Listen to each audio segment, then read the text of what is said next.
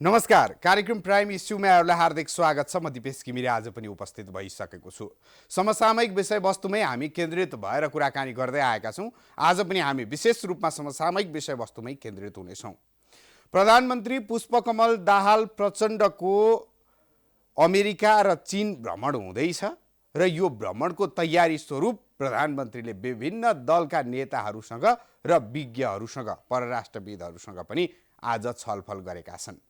के विषयवस्तु उठाउने, नेपालको हितमा के विषयवस्तुमा सहमति गरेर आउने, लगानी भित्र्याउन के गर्ने भन्ने विषयवस्तुमा प्रधानमन्त्रीले विज्ञसँग र शीर्ष नेताहरूसँग आज छलफल गरेका छन्।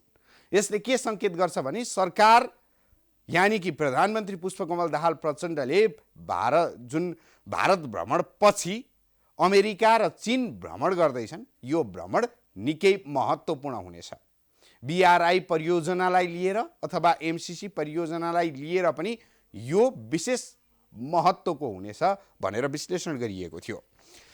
र आज सिंहदरबारमा आफ्नो आसन्न चीन भ्रमणका विषयमा पूर्व प्रधानमन्त्रीहरू पनि सामेल थिए। राजनीतिक दलका शीर्ष नेताहरू, त्यसैगरी पूर्व परराष्ट्र मन्त्रीहरू लगायतसँग प्रधानमन्त्रीले छलफल गरेका छन् र चीन भ्रमण फलदायी र प्रभावकारी हुने विश्वास समेत व्यक्त गरेका छन्।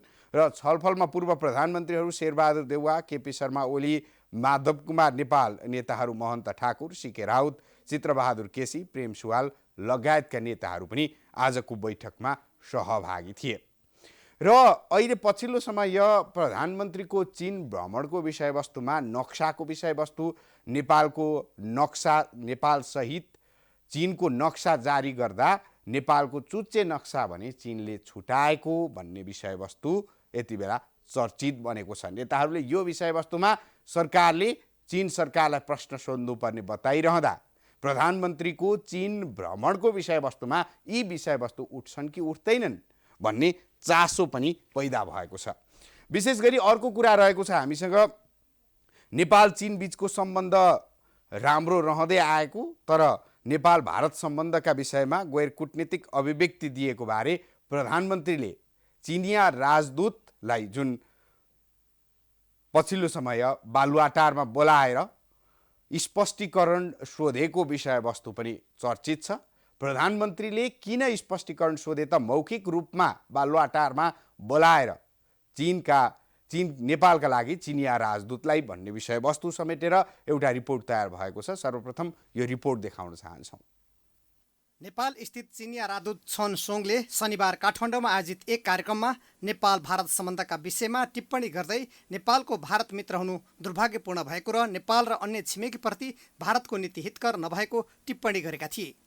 यसबारेमा प्रतिनिधि सभा तथा संसदीय समितिमा सांसदहरूले उनलाई स्पष्टीकरण लिन सरकारसँग माग गरेका थिए। आफ्नो चौतर्फी आलोचना भएपछि राजदूत सोङ शुक्रबार साँझ प्रधानमन्त्रीलाई भेट्न उनको निवास बालुवाटार पुगेका थिए। उनको अभिव्यक्तिबारे प्रधानमन्त्रीले चासो राखेका थिए। राजदूत सोङले गलत मनसायले उक्त टिप्पणी नगरेको बताएका थिए। असोज पहिलो साताभित्र प्रधानमन्त्री प्रचण्डले चीनको भ्रमण गर्दैछन्।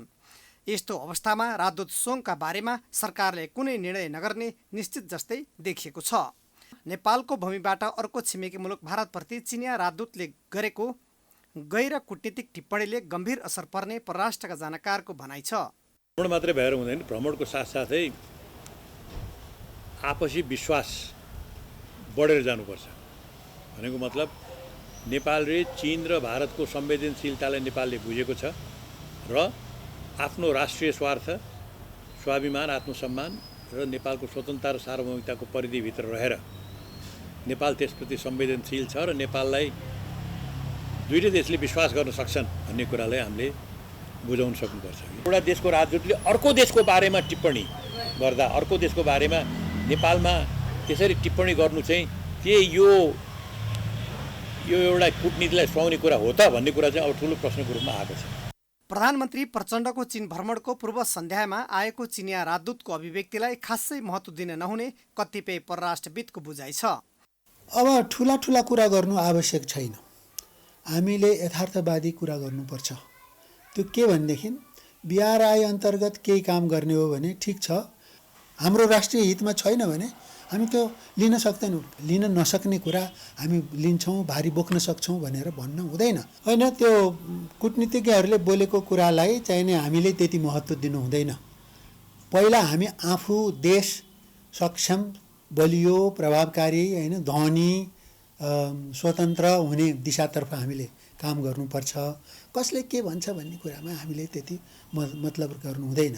अब धनी देशहरूले त्यही नै गर्छन् सक्षमले। भारत र चीनको सम्बन्ध त्यति राम्रो नभएकाले चिनिया राजदूतको अस्वाभाविक टिप्पणी आएको हुन सक्ने कतिपयको भनाइ छ।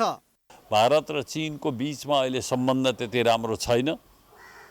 अब एबनर्मल नै भनेका छन्, भारतको सरकारले त एबनर्मल नै भनेको छ, असाधारण। भारतसँगको सम्बन्धलाई कुनै देशसँगको सम्बन्धले पनि प्रतिस्थापन गर्न सक्दैन।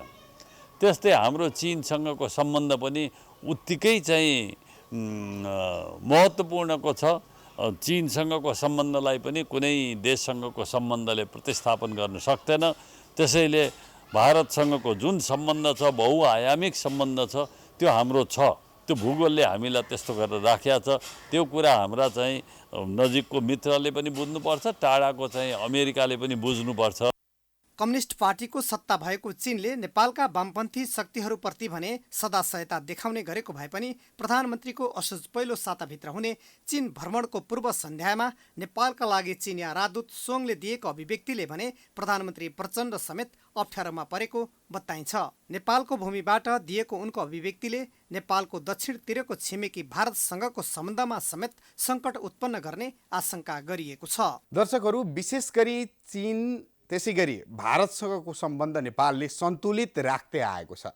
तर पछिल्लो समय चीन र भारतको सम्बन्ध बिग्रिएको विश्लेषण भइरहँदा यी दुई राष्ट्रबीच टक्रावले नेपाल बीच पर्ने हो कि भनेर आकलन पनि हुन थालेको छ। विशेष गरी चिनिया राजदूतको अभिव्यक्तिले संसद र सडकमा पनि विरोध प्रदर्शन भएका छन् र संसदीय समितिहरूमा पनि आवाज उठेको छ र विज्ञहरूले यसलाई अस्वाभाविक मानेका छन्। तर परराष्ट्र मन्त्री एनपी साउदले भने यो स्वाभाविक भएको र यो अनौपचारिक रूपमा आएको भनाइलाई हामी पछि लाग्न नहुने भनेर बताएका छन्। यसै सन्दर्भमा एउटा रिपोर्ट तयार भएको छ। अब हामी एउटा रिपोर्ट देखाउन चाहन्छौँ। नेपाल स्थित चिनिया राजदूत छोन सोङले नेपाल भारत सम्बन्धका विषयमा विवादास्पद अभिव्यक्ति दिएपछि यसबारेमा प्रतिनिधि सभा र संसदीय समितिमा सांसदहरूले सरकारसँग जवाफ माग गरेका छन्। सोमबार काठमाडौँमा आयोजित एक कार्यक्रममा राजदूत सोङले नेपालको भारत मित्र हुनु दुर्भाग्यपूर्ण भएको बताउँदै नेपाल र अन्य छिमेकीप्रति भारतको नीति हितकर नभएको टिप्पणी गरेको बताइएको छ। उनको अभिव्यक्तिको नेपालका कूटनीतिज्ञले आलोचना गरेका छन्। यसबारेमा प्रतिनिधि सभा तथा संसदीय समितिमा पनि कुरा उठेको छ। अन्तर्राष्ट्रिय सम्बन्ध समितिमा सांसदहरूले राजदूतको अभिव्यक्तिप्रति सरकारसँग जवाफ माग्दै उनीसँग स्पष्टीकरण लिनुपर्ने माग गरेका छन्। उनीहरूले नेपालमा बसेर अन्य देशका बारेमा बोल्ने अधिकार कसैलाई नभएको बताएका छन्। हाम्रो आन्तरिक मामिलामा कसैले पनि टिप्पणी गर्ने या कोही छिमेकसँग या तेस्रो पक्षसँग नेपालको सम्बन्ध विषयमा अरूले टिप्पणी गर्ने परम्परा बस्नै दिनु हुँदैन। बेठिक हो। अन्तर्राष्ट्रिय कूटनीतिमा पनि हाम्रो आफ्नो कूटनीतिक उसमा पनि कोही पनि राजदूत यो अहिलेको हिजोको थियो अस्तिको भन्ने कुरो विषय होइन। यो त हाम्रो आफ्नो चाहिँ घरेलु विषय हो, आफ्नो सम्बन्धको विषय हो। सही गलत हामी सम्बन्धित पक्षसँग कुरा गर्छौँ। त्यसो भएर त्यसमा चाहिँ फेरि हामी परराष्ट्र मन्त्रालय सतर्क बनाउने या चाहिँ कुन सन्दर्भ हो स्पष्टीकरण लिने या के गर्ने हो मन्त्रालयले सरकारले यसमा पहल गर्छ। नेपाल असंलग्नता र पञ्चशीलमा विश्वास राख्ने देश भएकाले नेपालको भूमिबाट अन्य देशको बारेमा अभिव्यक्ति दिने कसैलाई अधिकार नभएको सांसदहरूले बताइरहँदा परराष्ट्र मन्त्री एनपी साउदले अनौपचारिक रूपमा बोलिएका भनाइतिर नजाने जवाफ दिएका थिए। अब अनौपचारिक रूपमा भनिएका बोलिएका कुराहरू कुन तहमा कसरी बोलिएका हुन् म त्यतातिर म चाहिँ जान चाहन्न। म यति मात्रै आग्रह गर्न चाहन्छु कि म मन्त्री भइसकेपछि र यो नक्सा जारी भइसकेपछि मैले मेरो मन्त्रालयको महाशाखामा दक्षिण एसिया र उत्तर पूर्व एसिया महाशाखामा चाहिँ त्यस्तो करेस्पोन्डेन्स खोज्दाखेरि मैले नपाएको कुरो विनम्रतापूर्वक पूर्वक आग्रह गर्न चाहन्छु। राजदूत सोङले नेपालले भारतको भन्दा पनि चीन नजिक हुन सके बढी फाइदा लिने भन्दै उनले दिएको अभिव्यक्तिले नेपाल भारतको सम्बन्धमा खेल्न खोजेको कतिपयको बुझाइ छ। यसबारेमा राजदूत सोङलाई फिर्ता गर्ने वा स्पष्टीकरण सोध्नुपर्ने पनि उनीहरूको माग छ। प्रतिनिधि सभाको बिहिबारको बैठकमा जनमत पार्टीका सांसद अब्दुल खान तथा अन्य दलका सांसदले समेत राजदूत सोङको अभिव्यक्तिप्रति सरकारको ध्यानाकर्षण गराएका थिए। विदेशी मुलुकको एउटा राजदूतले नेपालको परराष्ट्र नीति निर्धारण गर्ने होइन, नेपालले कोसँग कस्तो सम्बन्ध राख्ने हो नेपाल आफै निर्धारण गर्ने हो। तर एउटा देशको राजदूतले जुन तरिकाले खुलेआम सार्वजनिक रूपमा सनातनदेखि हजारौं वर्षदेखि कायम रहेको नेपाल भारत सम्बन्धको विषयमा विषगमन गर्ने, वैमनस्यता लगाउने काम गर्न खोजेको छ, त्यो घोर निन्दनीय छ। यदि नेपाल स्वतन्त्र राष्ट्र हो भने उक्त राजदूतलाई तुरन्त परराष्ट्र मन्त्रालयले स्पष्टीकरण लिनुपर्छ र तत्काल नेपालबाट फिर्ता पठाउनुपर्छ भन्ने म जोरदार रूपमा माग गर्दछु। दक्षिणको भारतले मात्र होइन, उत्तरको छिमेकी चीनले समेत नेपालको राजनीतिमा अप्रत्यक्ष रूपमा हस्तक्षेप गर्ने गरेको चर्चा हुने गरेको छ। कम्युनिस्ट पार्टीको सत्ता भएको चीनले नेपालका वामपन्थी शक्तिहरूप्रति भने सदाशय देखाउने गरेको छ। दर्शकहरू, आज हामी विशेष रूपमा प्रधानमन्त्रीको आसन्न अमेरिका र चीन भ्रमण, साथसाथै BRI परियोजनाको विषयवस्तु र चिनिया राजदूतले नेपाली भूमिमा आएर भारतको विषयवस्तुमा बोलेको विषयवस्तु विवादित बनेको विषयमै केन्द्रित भइराखेका छौँ। अब भने हामी BRI तर्फ केन्द्रित हुन चाहन्छौँ। BRI परियोजना एउटा महत्त्वाकांक्षी परियोजना हो चीनको, जुन लाद्न खोजिएको छ र नेपालमा यो कार्यान्वयन भइसक्यो भनेर बताइएको छ एक तहमा भने नेपालले भने आधिकारिक रूपमा कार्यान्वयन भएको स्वीकारेको भने छैन। तर पोखरा अन्तर्राष्ट्रिय विमानस्थल लगायत केही परियोजनाहरू BRI अन्तर्गतकै हो भनेर चाइना सरकारले दाबी गर्दै आएको छ। विशेष गरी चीनले विश्वलाई एक क्षेत्र र एक सडकको माध्यमबाट जोड्न ल्याएको belt and road initiative BRI परियोजनामा नेपालले पनि हस्ताक्षर चाहिँ गरिसकेको छ। तर परियोजनामा चीनले लगानीको ब्याज खोजेपछि काम भने अगाडि बढेको छैन र विशेष गरी भौतिक विकास गरिदिने नाममा चिनिया ऋणको चङ्गुलमा फस्ने सम्भावना भएकाले BRI मार्फत अर्बौं ऋण अस्वीकार गर्नुपर्ने विज्ञले सुझाव दिइरहेका छन्। तर चीन सरकारले भने BRI अन्तर्गत नै ऋण लैजान नेपाल सरकारलाई दबाब दिइरहेको छ। वास्तवमा के हो त भन्ने विषयवस्तुमा एउटा रिपोर्ट तयार भएको छ। अब यो रिपोर्ट देखाउन चाहन्छौँ। चीनले विश्वलाई एक क्षेत्र र एक सडकको माध्यमबाट जोड्न belt and road initiative BRI परियोजनाको माध्यमबाट विशाल र महत्त्वाकांक्षी परियोजना अघि सारेको छ। यो परियोजनामा नेपालका 9वटा योजना चयन गरिए पनि कार्यान्वयन भने शून्य छ। परियोजना अन्तर्गत काठमाडौँ केरुङ रेल मार्ग निर्माणका लागि मात्र 280 अर्ब लाग्ने अनुमान गरिएको छ। त्यो योजना कार्यान्वयन गर्न चीनले अनुदान मात्र दिने सम्भावना छैन, बरु उसले महँगो ऋण उपलब्ध गराउने र नेपाल चीनको ऋणको चङ्गुलमा फस्ने सम्भावना पनि छ। त्यसकारण नेपाल चनाखो हुनुपर्ने विज्ञहरू बताउँछन्। लाभ हानिका आधारमा मात्र अगाडि बढ्नु उचित हुने र ऋणमा परियोजना सञ्चालन गर्न नहुने परराष्ट्र विज्ञ बताउँछन्। यसमा लडबडिने कुरा छैन।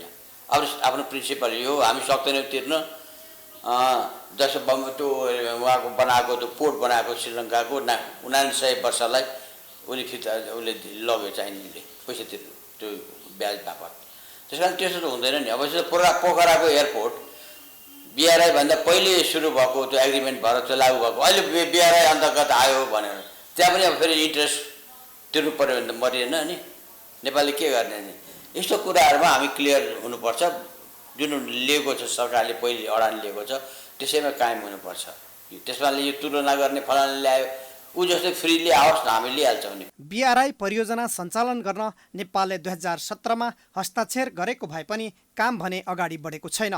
2078 साल चैत्र 12 गते नेपाल भ्रमणमा आएका चिनिया विदेश मन्त्री वाङ यीले नेपालका तत्कालीन परराष्ट्र मन्त्री डाक्टर नारायण खड्कासँगको वार्तामा BRI परियोजना ऋणमा सञ्चालनमा ल्याउन दबाब दिएका थिए। तर डाक्टर खड्काले पुरै अनुदानमा भए मात्र BRI कार्यान्वयनमा लैजाने अडान लिए, जसका कारण BRI परियोजना अलपत्र छ। प्रधानमन्त्री प्रचण्डको आगामी असोज पहिलो साता हुने चीन भ्रमणमा BRI कार्यान्वयनका बारेमा छलफल गरिनुपर्ने पूर्व परराष्ट्र मन्त्रीको सुझाव छ। योभन्दा अगाडिको सरकारले नै धेरै सम्झौताहरू गरिसकेको छ।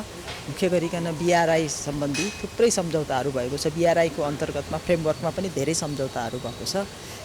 केपी शर्मा ओलीज्यू प्रधानमन्त्री हुनुहुँदाखेरि व्यापार पारवहनको सन्धिहरू पनि भएको छ, सम्झौताहरू भएको छ। त्यसैलाई नै कार्यान्वयनको चरणमा लैजानुपर्छ हामीले, र त्यसमा कुनै अप्ठ्यारो परिरहेको छ भनेदेखि यस्तो प्रधानमन्त्रीहरूको भ्रमणले चाहिँ त्यो अप्ठ्यारोलाई फुकाउने हो। नेपाल स्थित चिनिया राजदूतावासले गत असार 8 र 9 गते पोखरामा आयोजना गरेको ड्रागन फेस्टिभलको समारोहमा नेपालका लागि चिनिया राजदूत छोन सङले पोखरा अन्तर्राष्ट्रिय विमानस्थललाई BRI परियोजना अन्तर्गत भनेपछि विवाद उत्पन्न भएको थियो। नेपालमा BRI परियोजना अन्तर्गत कुनै पनि परियोजना अगाडि बढेका छैनन्। पोखरामा अन्तर्राष्ट्रिय विमानस्थल बनाउन नेपालले 2072 सालमा चीनको एक्जिम ब्याङ्कबाट 1 अर्ब 37 करोड 78 लाख 40 हजार चिनिया युआन ऋण लिएको थियो। सम्झौता अनुसार सबैभन्दा महँगो 2% ब्याजसहित नेपालले 13 वर्षभित्र सामा ब्याज चीनलाई तिरिसक्नुपर्नेछ, जसका कारण नेपाल चीनको ऋणको चङ्गुलमा फस्ने निश्चित छ। यस्तै चीनले नेपाललाई BRI लगायत अन्य परियोजनामा पनि अरबौं ऋणको भार बोकाउने देखिएको हुँदा ऋण लिने खालका कुनै पनि योजनामा सम्झौता गर्न नहुने बारे चनाखो हुनुपर्ने परराष्ट्रका विज्ञको सुझाव छ। दर्शकहरू, आज हामी विशेष गरी प्रधानमन्त्रीको अमेरिका र चीन भ्रमणको विषयवस्तु, BRI परियोजना र चिनिया राजदूतको अभिव्यक्तिको विषयवस्तुमा केन्द्रित भएर विभिन्न जानकारी दिइरहेका छौँ यहाँहरूलाई। वास्तवमा के हो त BRI भन्ने विषयवस्तुका जानकारी, विज्ञसँगको कुराकानी र आज विशेष गरी प्रधानमन्त्रीले डाकेको शीर्ष नेताहरूको र विज्ञहरूको बैठकपछि आएका प्रतिक्रियाहरू बाँकी नै छन्। अहिलेलाई भने विश्राम लिन चाहन्छौँ। विश्रामपछि पुनः उपस्थित हुनेछौँ।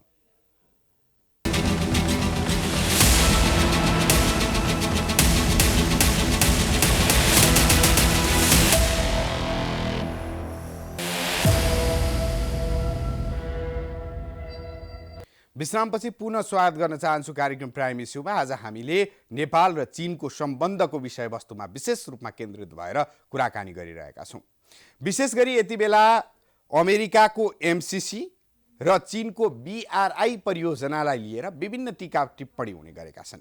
अमेरिका र चीनले यी परियोजना नेपालमा लाद्न खोजेर आफ्नो हस्तक्षेपकारी भूमिका देखाउन खोजेको कतिपय विज्ञको विश्लेषण पनि छ र यी परियोजनाको विषयवस्तुमा सकारात्मक र नकारात्मक दुवैतर्फबाट बहस भएको छ। हेरौँ यो रिपोर्ट। नेपालको इतिहासमा सम्भवतः सबैभन्दा धेरै विवाद र चर्चामा रहेको परियोजना हो अमेरिकी सहयोग मिलेनियम च्यालेन्ज कर्पोरेसन MCC। निकै विवादका बीच 2078 साल फागुनमा प्रतिनिधि सभाबाट पारित गरेर MCC कार्यान्वयनको बाटो खुला गरिएको थियो। 12 बुँदे व्याख्यात्मक घोषणाको सहारामा MCC पारित गरिए पनि यसको विरोध हुन छाडेको छैन। नेपाली जनताले MCC स्वीकार गरेका छैनन्। यो संसदलाई के देश बेच्ने अधिकार छ? यो संसदलाई के नेपाल देशको सार्वभौमिकताको विरुद्धमा सिग्नेचर गर्ने अधिकार छ? यो संसदमा बसेका लाचार मान्छेहरूलाई के नेपाली जनताको भविष्यको बारेमा खेलबाड गर्ने अधिकार छ? कुनै पनि छैन, कुनै पनि छैन। अमेरिकी साम्राज्यवाद र त्यसको नेतृत्व गर्ने अमेरिकाको निर्देशनमा, नेतृत्वमा र नीतिमा एउटा यस्तो सैन्य संगठन बनेको छ। त्यो सैन्य संगठनमा कतिपय देशहरूलाई आबद्ध गराउने र अमेरिका लगायत त्यसमा आबद्ध देशलाई कसैले छोड्यो भने एक साथ सैन्य हमला गर्ने यसको मुख्य उद्देश्य रहेको छ। नेपालको विकास निर्माण र राजनीतिमा अमेरिका भन्दा अगाडि भारत र चीनको संलग्नता धेरै छ। अमेरिकी परियोजना MCCलाई ओझेलमा पार्न चीनले बेल्ट एन्ड रोड BRI अघि सारेको हो। BRI को परिकल्पना गरिएको 1 दशक नागिसकेको छ। नेपालले BRI मा सहकार्य सम्बन्धी हस्ताक्षर गरेको पनि 7 वर्ष भएको छ। BRI को 1 दशक र त्यसमा नेपालको अनुभवबारे मिश्रित बहस सुरु भएको छ। BRI प्रोग्राम अन्तर्गत, belt and road initiative programme अन्तर्गत पुरानो सिल्क रोडहरूलाई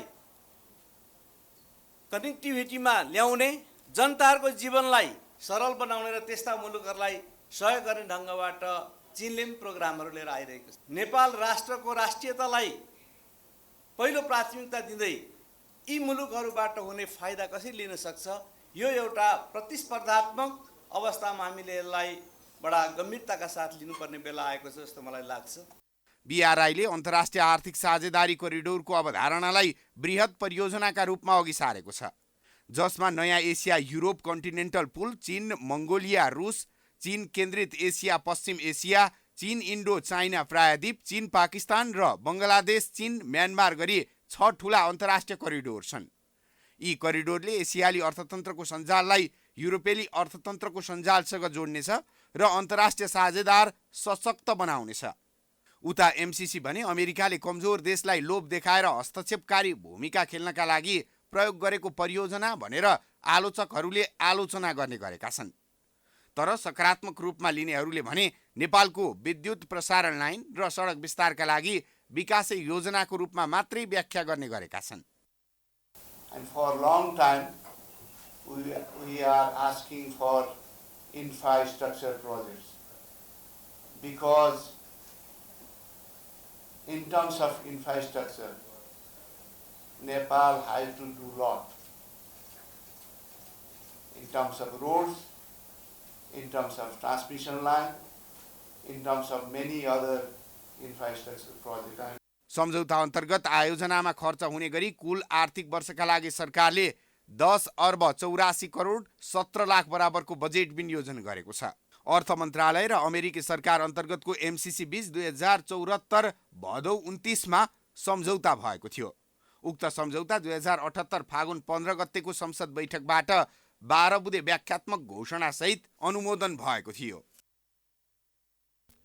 यिनै विवादहरू चलिरहँदा BRI र MCC को विषयवस्तु चर्चामा रहँदा केही पक्षले सकारात्मक र नकारात्मक दृष्टिकोणबाट विश्लेषण गरिरहँदा प्रधानमन्त्री पुष्पकमल दाहाल प्रचण्ड भने अमेरिका र चीन भ्रमणमा निस्किँदैछन् र यो विषयवस्तुमा के कुरा उठाउँछन् त भन्ने जिज्ञासा पनि पैदा भएको छ। यसै सन्दर्भमा प्रधानमन्त्रीले विज्ञहरूसँग छलफल गरेका छन्, नेताहरूसँग छलफल गरेका छन्, पूर्व परराष्ट्र मन्त्री, पूर्व प्रधानमन्त्रीहरूसँग पनि आज छलफल गरेका छन्। छलफल सकिएपछि निस्किने क्रममा नेताहरूले प्रतिक्रिया दिएका छन् प्रधानमन्त्रीको चीन भ्रमण कस्तो हुनुपर्छ भन्ने विषयवस्तुमा। अब भने नेताहरूको प्रतिक्रिया यहाँहरूका माझ राख्न चाहन्छौँ। मन्त्रीज्यूको तर्फबाट पूर्व प्रधानमन्त्रीज्यूहरू, विभिन्न राजनैतिक संसदमा उपस्थित विभिन्न राजनैतिक दलका सभापतिजी र प्रतिनिधिहरू, पूर्व परराष्ट्र मन्त्रीहरूलाई आमन्त्रण गरेर आसन्न चीन भ्रमणको बारेमा गम्भीर छलफल भएको छ र उहाँहरूले अहिलेको सन्दर्भमा युनाइटेड नेसन्समा या चीन भ्रमणका सम्बन्धमा पनि भ्रमणको बेला गर्नुपर्ने आवश्यक तयारी, राख्नुपर्ने प्रस्ताव, अपनाउनुपर्ने सावधानी र गर्नुपर्ने कामका बारेमा महत्त्वपूर्ण सुझाव र सल्लाह दिनुभएको छ। त्यसका लागि प्रधानमन्त्रीज्यूले आफ्नो सम्बोधनमा आमन्त्रित सबै व्यक्तित्वहरूलाई धन्यवाद दिनुभएको छ र उहाँहरूले दिनुभएको सल्लाह सुझावलाई सरकारले अत्यन्त महत्त्वपूर्ण रूपमा लिएको छ र आसन्न भ्रमणलाई सफल बनाउने बारेमा नेपालको सबै राजनैतिक तह तब्कामा चाहिँ सहमति भएको सन्देश म सम्पूर्ण दाजुभाइ दिदीबहिनीहरूमा दिन चाहन्छु। धन्यवाद। आसन्न चीन भ्रमणको विषयलाई लिएर सुझावहरू माग्नु भएको छ पूर्व प्रधानमन्त्रीहरू, पूर्व परराष्ट्र मन्त्रीहरू र विभिन्न राजनीतिक दलका नेताहरूसँग। मैले चाहिँ हाम्रो तर्फबाट खास गरेर पछिल्लो समय जुन ढङ्गको अलिकति विश्वासको सङ्कट जस्तो देखिएको छ नेपाल चीन सम्बन्धमा र चिनिया मित्रहरूको मनमा चाहिँ कतै नेपालले एउटा सन्तुलित छिमेक सम्बन्धको त्यो बाटोबाट अलिकति अन्यत्र लाग्न खोजेको हो कि चीनसँगको सम्बन्धलाई नेपालले कम प्राथमिकतामा दिएको हो कि नेपालमा भइरहेको चिनिया लगानीलाई अलिकति निरुत्साहित गर्न खोजेको हो कि या अरू कुनै सेक्युरिटी अम्ब्रेलातिर जान खोजेको हो कि नेपाल भन्ने खालको जुन परेको छ त्यसलाई चिर्ने काम र होइन नेपाल चाहिँ सदैव एउटा सन्तुलित असंलग्न परराष्ट्र नीतिको पक्षमा छ। चीन एउटा असल छिमेकी हो र चीनसँगको सम्बन्धलाई हामीले उच्च महत्त्व दिन्छौँ। त्यस्तो होइन भन्ने कुरामा विश्वास दिलाउने कुरामा चाहिँ बढी फोकस गर्नको निम्ति मैले आग्रह गरेको छु। मभन्दा अगाडि बोल्ने अरू पूर्व परराष्ट्र मन्त्रीहरूको पनि मोरलेस यस्तै नै थियो। दोस्रो कुरा, अब नयाँ नयाँ योजनाहरूको लिस्ट प्रस्तुत गर्नुभन्दा पनि खास गरेर 2016, 2018, 2019का उच्चस्तरीय भ्रमणको क्रममा चाहिँ जे समझदारीहरू भएका छन् ती समझदारीहरूको कार्यान्वयनमै केन्द्रित हुँदाखेरि पुग्छ। हामीले नेपाल चीन सम्बन्धको एउटा समग्र फ्रेमलाई निर्देशित गर्ने हिमालयन वारपार बहुआयामिक सम्पर्क सञ्जाल भन्ने जुन एउटा नेटवर्क बनाएका छौँ, जसभित्र क्रस बोर्डर रेलवे, रोडवे, हवाई उड्डयन, समुद्री बन्दरगाहको प्रयोग लगायतका सबै क्रस बोर्डर ट्रान्समिसन लाइनहरू पर्छन्। त्यसमध्येबाटै कार्यान्वयन गर्नु राम्रो हुन्छ। नयाँ नयाँ सूचीहरू थप्नु उचित हुँदैन। तर त्योभन्दा पनि बढ्ता चाहिँ विश्वास जगाउने कुरामा चाहिँ केन्द्रित हुन हामीले आग्रह गरेका छौँ। देखो, मुख्य फोकस भएको कुरा के हो भने नेपालको भारत र चीन दुवै देशको सम्बन्धमा विश्वासको सञ्चित निरन्तर घट्दै गएको छ। दुवै हाम्रा छिमेकीहरूले नेपालमा उनीहरूको जो जेन्युन इन्ट्रेस्ट छ त्यो इन्ट्रेस्ट सुरक्षित छैन भन्ने अनुभूति उनीहरूले गरेका छन्। त्यसलाई उनीहरूले कूटनैतिक स्तरबाट स्पष्ट गर्दा गर्दै अब सार्वजनिक रूपमा व्यक्त गर्न थालेका छन्। उनका व्यवहारबाट त्यो देखिन थालेको छ। त्यस निम्ति झिना मसिना कुराहरू गरेर सहसचिव स्तरबाट हुनुपर्ने वार्ताका कुराहरू, योजनाका कुराहरू, त्यस्तो कुराहरू चाहिँ गर्ने सट्टा प्रधानमन्त्रीजीले दुईटै छिमेकीहरूसँगको सम्बन्धमा विश्वासको वातावरण ल्याउनु पर्यो, विश्वास बढाउनु पर्यो। उनीहरूको अनपत्यार किन भएको त्यस कुरालाई सम्बोधन गर्नु पर्यो। अन्यथा नेपाल अप्ठ्यारो स्थितिमा पर्न थालेको छ। त्यो नगिचै आयो भन्ने आजको सारांश त्यही हो।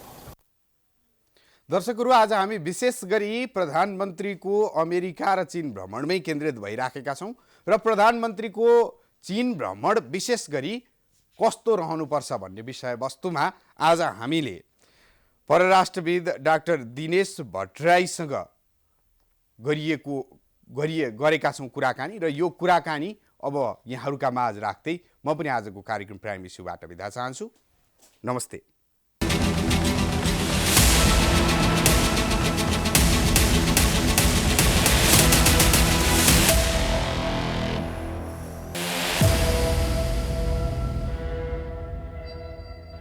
चीनसँगको बायोलेटरल भिजिट एकदम महत्त्वपूर्ण हो। चीनसँग हाम्रो भ्रमणको आदान प्रदान चाहिँ गर्ने परम्परा नै छ। त्यो भ्रमणमा चाहिँ जानु अगाडि अब अहिलेको यो समय त्यस्तै परेछ। चाइनिज लिडरहरूको अनुकूलता पनि त्यस्तै परेर होला। अहिलेको सन्दर्भमा नेपालमा जुन चाहिँ यो भू राजनीतिक दबाव र चाहिँ अथवा ध्यान भनौँ बढी परिरहेछ। यस्तो अवस्थामा यो संवेदनशील घडीमा प्रधानमन्त्री गएर उच्च तहबाट नेपालको विभिन्न विषयहरूमा अडानलाई स्पष्ट पार्नु चाहिँ महत्त्वपूर्ण नै कुरा हुन जान्छ। संयुक्त राष्ट्रसङ्घमा सबै चाहिँ 193 चाहिँ सदस्य राष्ट्रहरू छन्। त्यहाँ गएर विश्वलाई हामीले एउटा सन्देश दिन सक्छौँ। त्यसैले संयुक्त राष्ट्रसङ्घको साधारण सभामा गएर भाषण गर्नु पनि उत्तिकै महत्त्वपूर्ण छ। हाम्रो छिमेकी उत्तरी छिमेकी चीनसँगको सम्बन्ध पनि उत्तिकै महत्त्वपूर्ण छ। यो टाइमिङको हकमा अब त्यस्तै चाहिँ गरी मिलेर होला, किनभने द्विपक्षीय भ्रमण एक अर्काको अनुकूलतामा हेरेर मात्रै चाहिँ हुन्छ। हामीले मात्रै चाहेर पनि हुँदैन, उनीहरूले चाहेर मात्रै पनि हुँदैन। हाम्रो अनुकूलता पनि मिल्नु पर्यो अनि चाइनिजको अनुकूलता पनि मिल्नु पर्यो। हाम्रो परराष्ट्र नीति हामी चाहिँ असंलग्न आन्दोलन असंलग्नता हाम्रो परराष्ट्र नीतिको चाहिँ महत्त्वपूर्ण आधारभूत सिद्धान्त हो। त्यस्तै संयुक्त राष्ट्रसङ्घको बडापत्रमा अन्तर्निहित जुन उद्देश्य छन् त्यो पनि हाम्रो उत्तिकै महत्त्वपूर्ण हो। पञ्चशीलका सिद्धान्तहरू जुन 5वटा सिद्धान्त छन् ती उत्तिकै महत्त्वपूर्ण छन्। यसको आधारमा हामीले चाहिँ हाम्रो परराष्ट्र नीति सञ्चालन गर्ने हो। अब यदि तपाईँले त्यस्तो चाहिँ सन्तुलित सम्बन्ध देख्नुहुन्न भने यो चाहिँ प्रजातन्त्र हो, हामी चाहिँ डेमोक्रेसीमा छौँ। त्यसैले चाहिँ कसले के गर्यो भनेर त्यसरी आफ्नो विचारले हेर्ने, स्वतन्त्रपूर्वक हेर्न पाउने अधिकार सबैलाई छ। तर गभर्नमेन्ट पनि, सरकार पनि बडा चनाखो भएर हाम्रो भू राजनीतिक अवस्थिति जुन छ, भौगोलिक अवस्थिति जुन छ, त्यसको संवेदनशीलतालाई, त्यसको चाहिँ त्यो अब अझ भनौँ न त्यसको नाजुकतालाई ऊ पनि छ नि, समस्या पनि छन्। त्यसैले चाहिँ त्यो सबैलाई हेरेर हामी पनि चाहिँ बडा होसियार भएर विवेक पुर्याएर हामीले चाहिँ काम गर्नुपर्छ।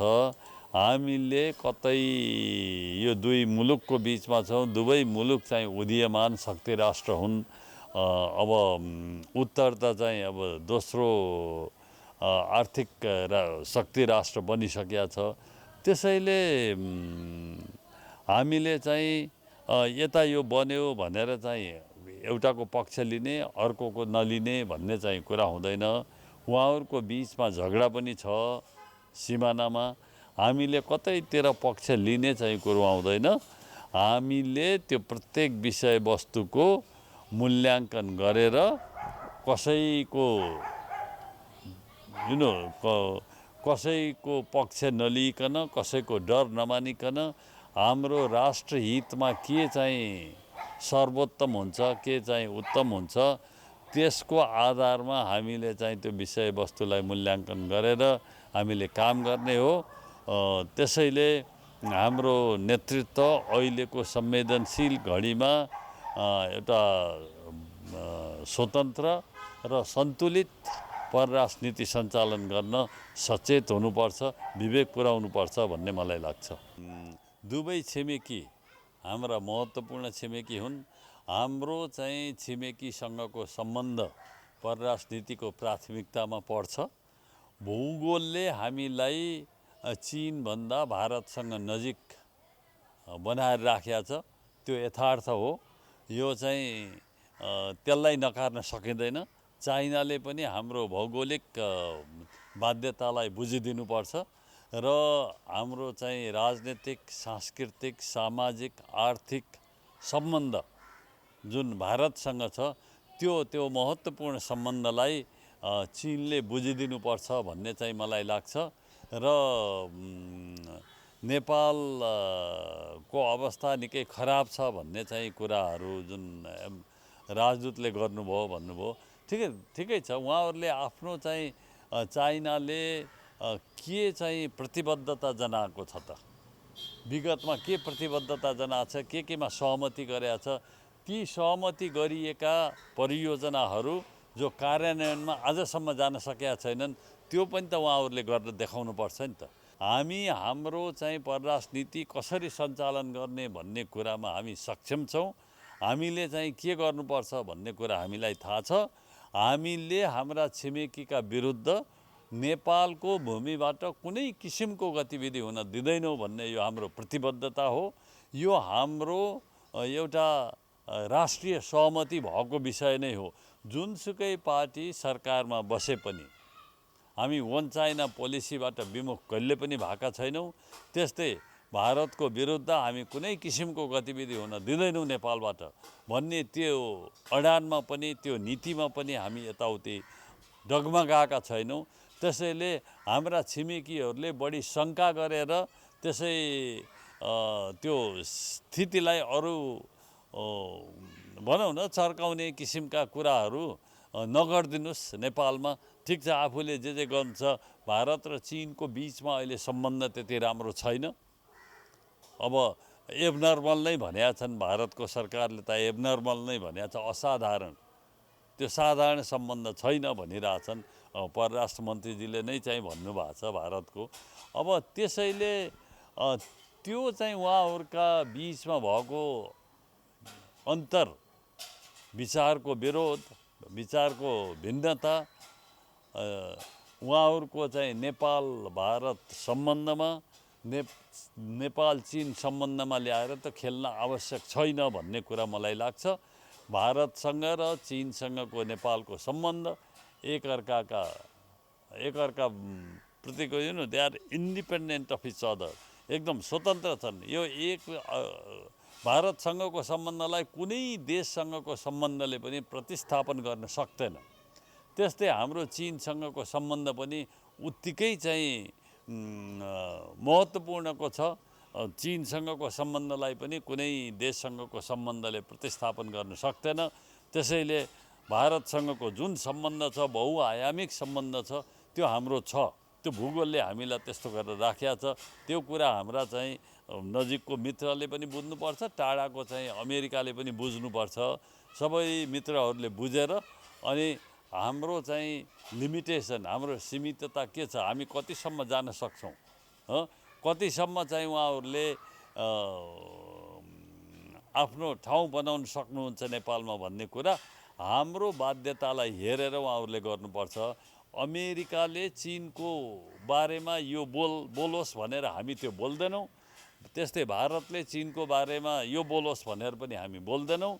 चीनले भारतको बारेमा यसो बोलोस् भनेर पनि हामी बोल्दैनौँ। चीनले अमेरिकाको बारेमा नेपालले यस्तो बोलोस्, हाम्रो पक्ष ल्याओस् भनेर पनि हामी पक्ष लिँदैनौँ। हामी सबैसँग सम्बन्ध राम्रो राख्छौँ। सबैसँग हामीले सहयोग, सद्भाव र समर्थन लिएर चाहिँ हामीले देश विकास गर्ने हो। त्यसकारण हाम्रो परराष्ट्र नीति पञ्चशीलमा आधारित, असंलग्नतामा आधारित, कसैको पक्ष नलिइकन हामीले चाहिँ सञ्चालन गर्नुपर्छ भन्ने मलाई लाग्छ र त्यसरी हामीले स्वतन्त्र र परराष्ट्र नीतिको विकल्प छैन भन्ने मलाई लाग्छ।